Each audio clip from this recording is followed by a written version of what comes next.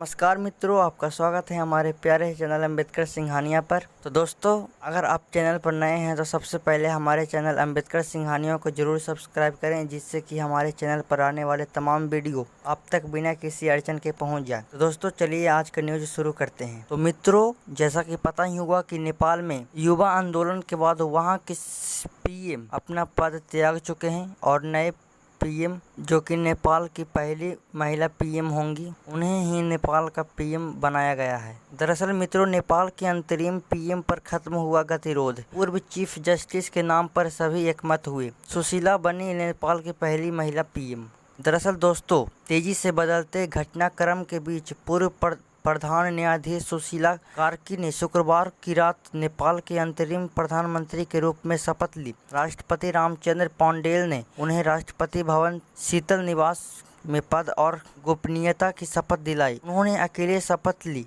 वक्त उनकी सरकार में किसी और को मंत्री नहीं बनाया गया है। कार्की नेपाल की पहली महिला प्रधानमंत्री हुए। राष्ट्रपति रामचंद्र पौडेल नेपाल के शीर्ष सैन्य अधिकारियों और जेएनजी के प्रतिनिधियों के बीच हुई बैठक के बाद कार्की को अंतरिम सरकार का नेतृत्व करने के लिए चुना गया है। दोस्तों, करीब 50 साल पहले जब सुशीला कार्की ने बनारस हिंदू विश्वविद्यालय से राजनीतिक विज्ञान में स्नातकोत्तर की पढ़ाई पूरी की थी, तो शायद उन्होंने यह नहीं सोचा था कि वह नेपाल की राजनीतिक में एक कीर्तिमान स्थापित करेंगी। 73 वर्षीय सुशीला कार्की ने नेपाल के सुप्रीम कोर्ट की पहली महिला मुख्य न्यायाधीश भी रही है। दोस्तों, उन्होंने जुलाई 2016 में नेपाल का 24वां मुख्य न्यायाधीश नियुक्त किया गया था।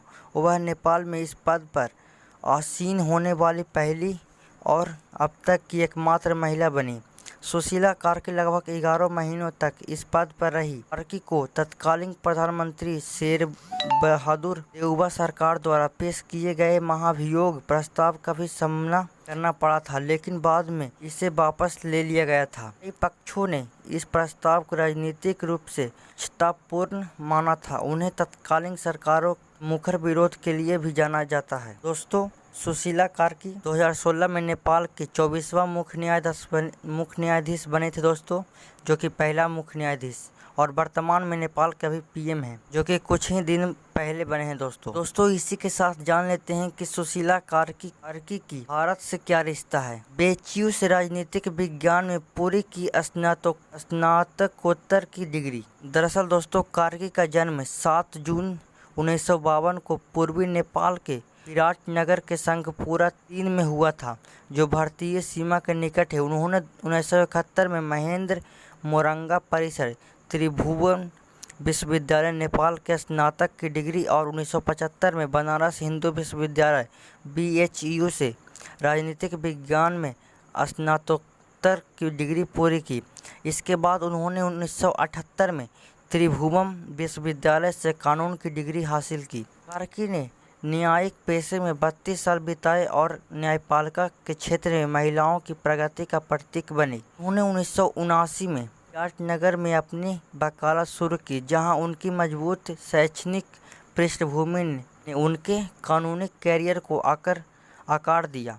इस बीच 1985 में उन्होंने महेंद्र मल्टीपल एप्स धरान में सहायक शिक्षक के रूप में भी नियुक्त किया गया था। दोस्तों, सुशीला कार्की का जन्म 7 जून 1952 को हुआ था नेपाल के विराटनगर में। उन्होंने दोस्तों 1971 में महेंद्र मोरंग परिषद से विश्वविद्यालय से स्नातक की डिग्री हासिल किया था, और दोस्तों उन्होंने 1975 में बनारस हिंदू विश्वविद्यालय से राजनीतिक विज्ञान के स्नातक की डिग्री पूरी की थी। दोस्तों, सुशीला कार्की ने 32 साल बिताए न्यायिक पेशे में। दोस्तों, सुशीला कार्की 1979 में विराटनगर में अपनी वकालत शुरू किया था, और अभी दोस्तों नेपाल के पीएम बन चुके हैं। दोस्तों, उनके विवाह के बारे में जान लेते हैं। बीएचयू के सहपाठी से दुर्गा प्रसाद से विवाह। कार्की अपने माता पिता की 7 संतानों में से सबसे बड़ी हैं और नेपाल के विराटनगर के एक साधारण किसान परिवार में पली बड़ी हैं। दोस्तों, उनका विवाह नेपाली कांग्रेस के पूर्व लोकप्रिय नेता दुर्गा प्रसाद सुवेदी से हुआ है।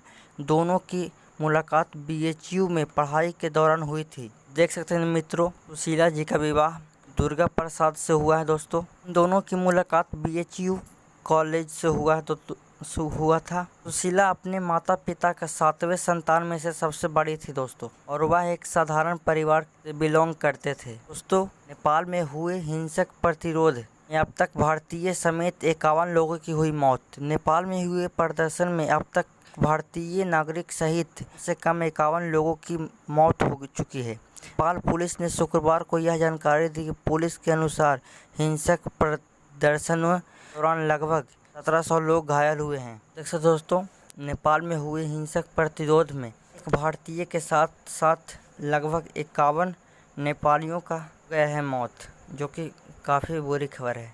तो सुशीला 18 साल में वकील से पीएम बनी। मार्च 2007 में वरिष्ठ अधिवक्ता बनी और 2009 में उन्हें सुप्रीम कोर्ट में दत्त न्यायाधीश नियुक्त किया गया।